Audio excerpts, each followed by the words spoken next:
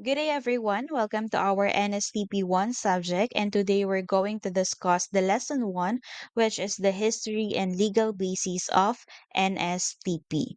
But before that, let's go through the lesson objectives for today's discussion.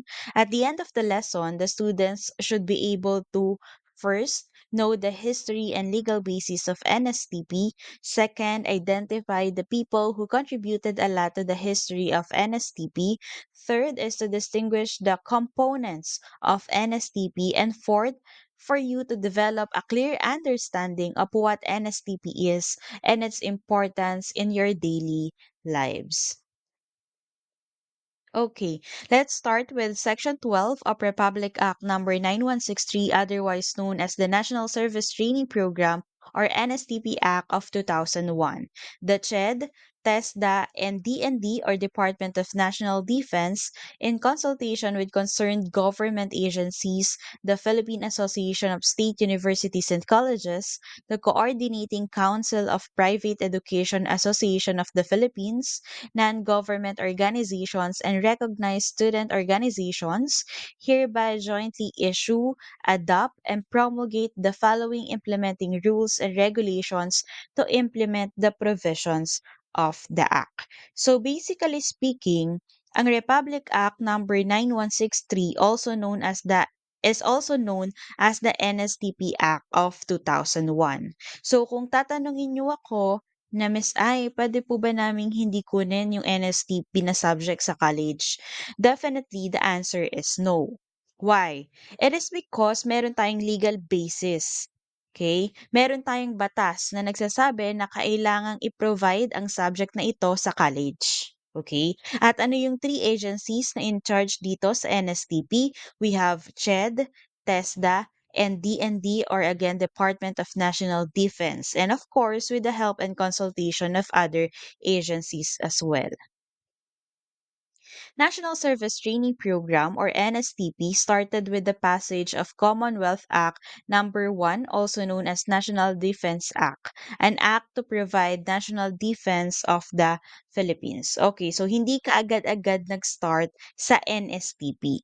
It started with National Defense Act. Ano naman yung purpose niya? The purpose of this is to provide national defense of the country for the Philippines.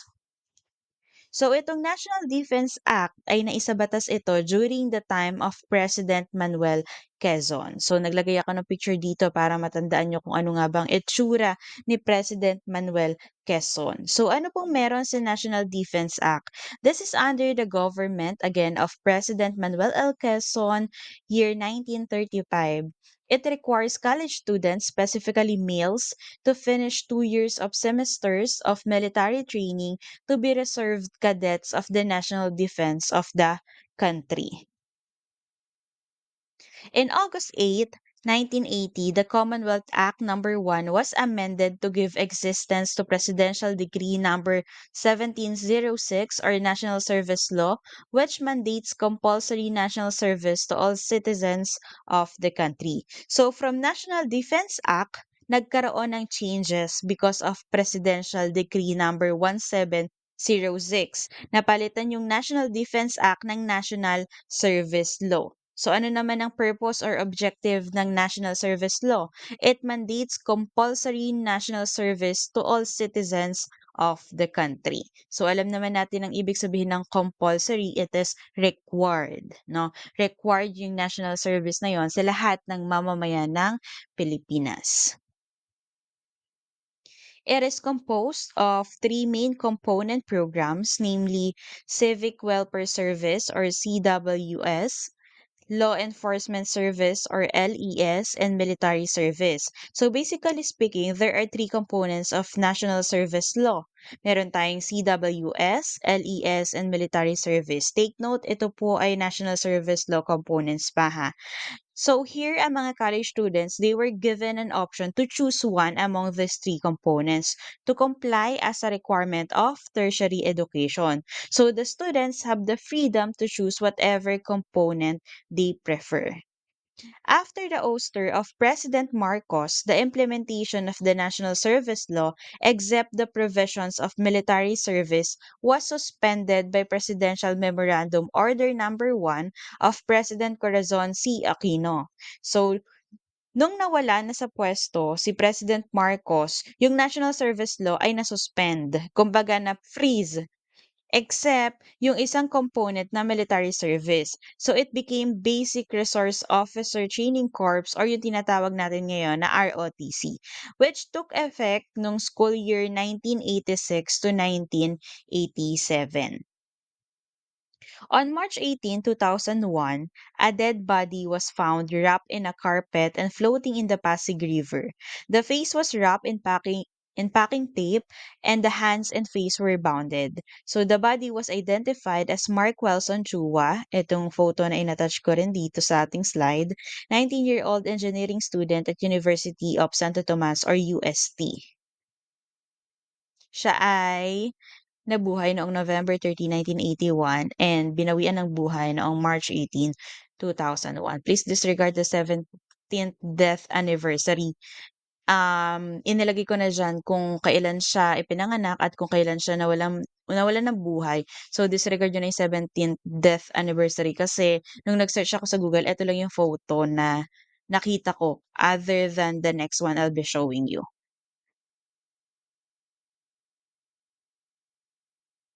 Okay, to continue, reportedly a victim of illegal ROTC practices lead to a massive protest of the college students and concerned parents and against the ROTC program. Since then, expanded ROTC program morphed into National Training Service Program or NSTP. So, noong March 18, 2001, merong isang karumal-dumal na krimen at sobrang nakakalungkot na pangyayari. So, merong isang college student na nag-aaral siya sa UST na natagpuang patay and according sa investigation, siya ay biktima ng illegal ROTC program or yung tinatawag nating mandated na ROTC program.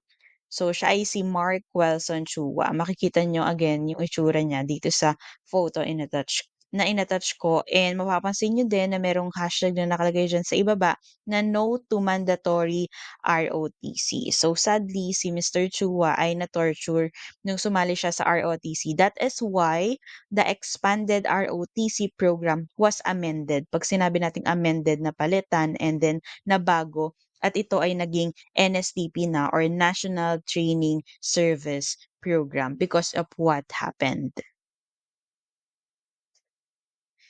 So, moving on to the rationale of NSTP, the conceptualization and establishment of the NSTP for the tertiary level students is amended in the Republic Act 7077 and Presidential Decree Number 1706.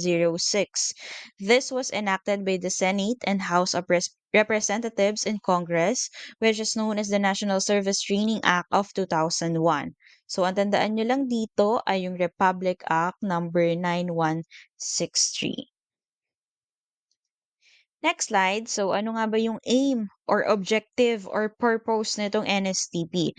The NSTP program aimed at enhancing the civic consciousness and the defense preparedness in the youth by developing the ethics of service and patriotism, undergoing training in any of the three program components, specially designed to enhance the youth active contribution to the general welfare. So basically speaking, ang target ng NSTP ay yung mga kabataan katulad ninyo, mga youth, to enhance their civic consciousness and the defense preparedness. So let me share with you the three components with the most important details. Okay, so let's start with the first component. We have Literacy Training Service or LTS. This refers to the program component designed to train the students to teach literacy and numeracy skills to school children, out of school youths, and other segments of society which are considerably in need of their services. So dito sa first component ng NSTP, which is LTS, or Literacy Training Service, ang role ng mga NSTP students dito o mga kabataan ay magturo ng literacy or numeracy skills. So baka naiisip nyo, ano ba yung literacy or numeracy skills? So ito yung pagbabasa, pag-intindi, no? Yun ang literacy, being literate, and then having the numeracy skills, of course, kailangan natin kasi yan sa pang-araw-araw na buhay, no? Yung pagbibilang o kaya naman ay pagkukwenta. Okay? Ito ay itinuturo sa mga taong nangangailangan ng kanilang serbisyo o serbisyo ng mga NSTP, LTS students natin. So, ano pong gagawin nila? Ang role nila is para lang silang magiging teacher, no? Hindi pala lang para silang magiging teacher. And then tuturuan nila yung mga bata, hindi lang yung mga bata, pati yung mga hindi na nag-aral or wala ng kakayanan mag-aral. Halimbawa, may mga cases tayo or instances na hindi inaasahan na buntis sa murang edad. No, yun din tuturuan kasi kinakailangan din ng tulong ng mga NSTP LTS students sa mga ganong pagkakataon. Okay? What else? Yung mga batang nasa lansangan, yung kahit hindi pa or hindi talaga sila nakakapasok pa sa school, no? Kailangan na sila yung pagtuunan ng pansin, which is the basic things that a person should know, which is literacy and numeracy. Marunong dapat magbasa, magsulat, at saka bumila. So, yun ang LTS, which is again the first component of NSTP. Next, we have the second component of NSTP, which is CWTS or Civic Welfare Training Service. So, madalas ito siguro ang inyong naririnig dahil ito rin ang gagampanan ninyong role, no, bilang NSTP student. So, you will be called as NSTP CWTS students.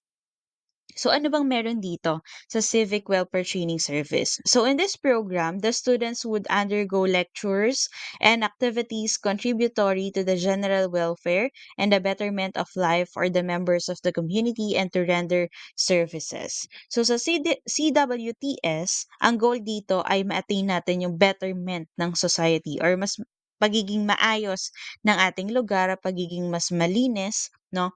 Kasama na rin yung mga taong naninirahan dito. Kasi pag sinabi nating society, it involves not only the land, no? Not only the area, but also the people. Okay? So sa CWTS, meron yung lectures and meron ding activities. At kayo ay kabilang dito, again, sa ating second component.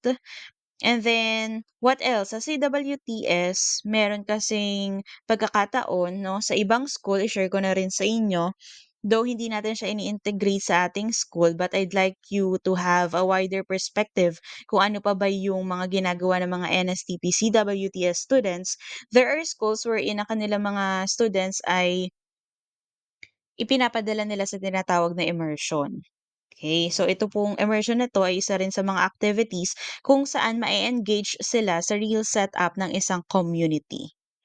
Okay, so maninirahan sila do'n, aalamin nila yung pang-araw-araw na buhay, 'no, makakasama nila yung kinakain ng mga tao dito sa lugar nito ay same din sa kakainin nila kung saan naliligo, kung saan nakatira, 'no. So, in other, major schools gano'n yung ginagawa nila. And again, ang highlight dito, ang goal ng CWTS ay for you to have knowledge of civic consciousness para malaman ninyo kung ano ba yung kinalalagyan ng ibang mga tao, no, sa ating mga lugar. Kasi usually kung ano yung nakikita lang natin dito sa lugar malapit sa sa'tin, yun lang yung alam natin. So, it is very important then for you to know what are the life struggles or daily life or of other people which is located far away from us, but still in the Philippines. Another goal is for the enhancement of instructional support materials and facilities in the following areas. So we have improving health, yung health status or health condition ng isang community, education, environment, entrepreneurship or business, safety, recreation, morale of the citizenry, citizenry, and other social services. So sabi ko nga kanina, no, it's for the betterment of a society or community or country in general. So, in the second semester, the students will undergo actual community service involvement. Ito yung sinabi ko kanina na sa ibang schools ay may mga community immersion sa CWTS, no? Projects and activities are designed to encourage the youth to contribute to the improvement of the general welfare and the quality of life for the local community, applying various institutional components. So, saan naman nakafocus ang teaching learning? It is focused on the development of the youth to become assets of the community, society, and to the nation as a whole, thus making them aware of their great role as individual to the development of the nation. Kabataan. No? Yan ang focus talaga ng program na ito. Just like Rizal, no? Si Rizal nga ang prinsipyo or ang kanyang pinaniniwalaan, palagit-palagi niya sinasabi, which is still now, ay alam natin itong quote na ito, na kabataan ang pag-asa ng bayan. So according to our hero, no, kayo daw ang asset ng community, ng society, or in general, kayo ang asset ng ating bansa. Because malaki daw ang inyong role ng bawat kabataan sa development ng ating country. The topics of activities to be considered would be nurturance of the importance and role of positive virtues, the attitudes and development of service-oriented characteristics individuals as well as their responsibility towards mankind and the environment. The importance of CWTS as a whole is geared towards the development and redirection of positive values and attitude among students. This is by giving them the chance to see that they can create a difference in their own ways. So here in NSTP CWTS, you will be given a chance to create a difference in your own ways. Sa iyong sariling paraan, sa iyong sariling aksyon makakatulong ka. Okay? So you should appreciate your role and your responsibilities not only as students but also as an individual that can contribute to the betterment of life. Okay, so malaki ang tiwala sa inyo ng bansa kasi daw meron daw kayong malaking impact. Ang mga kabataan ay merong malaking impact. Meron daw kayong magagawa for the betterment of this country. Okay, so that's the end of our lesson in lesson 1, which is the history and legal basis of NSTP. That's it for today. Thank you everyone and goodbye.